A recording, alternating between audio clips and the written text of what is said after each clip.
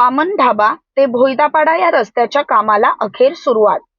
नायगाव पूर्वेतील वामन ढाबा ते भोईदापाडा या रस्त्याच्या कामाचा शुभारंभ वसई विरार शहर महानगरपालिकेचे महापौर अजीव पाटील व बहुजन विकास आघाडीच्या पदाधिकाऱ्यांमार्फत करण्यात आला होता.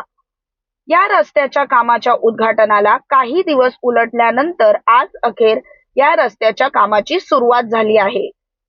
बहुजन विकास आघाडीचे सर्वेसर्वा तथा लोकनेते माजी आमदार हितेंद्र ठाकूर व माजी आमदार क्षितिश ठाकूर यांच्या मार्गदर्शनाखाली नगरसेविका योगिता देवेंद्र पाटील व समाजसेवक देवेंद्र पाटील यांच्या निरीक्षणाखाली सदरचे काम सुरू आहे.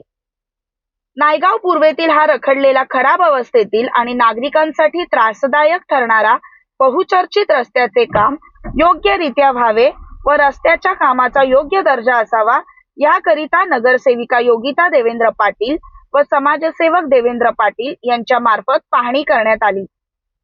तिवरी भोईदापाडा या रस्त्याची अवस्था अत्यंत दयनीय असल्यामुळे येथील रिक्षा चालकांच्या व्यवसायावर परिणाम होत होता.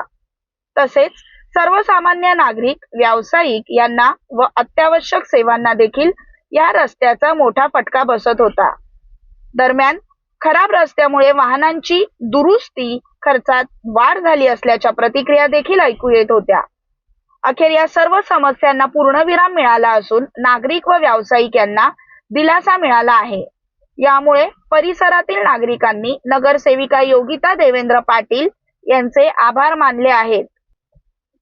यावेळी येणाऱ्या 5 वर्षांमध्ये रस्ता, गटार, नाले आणि प्रत्येक घरात पाणी पोहोचवण्याचं कार्य करण्यासाठी आणि जनतेच्या सेवेसाठी आम्ही सदैव तत्पर आहोत, अशी प्रतिक्रिया योगिता देवेंद्र पाटील यांनी जागरूक वसई वृत्तपत्राच्या संपादिका सोनल महाडिक यांच्याशी बोलताना दिली. धन्यवाद. चॅनलला लाईक, शेअर, सबस्क्राईब जरूर करा.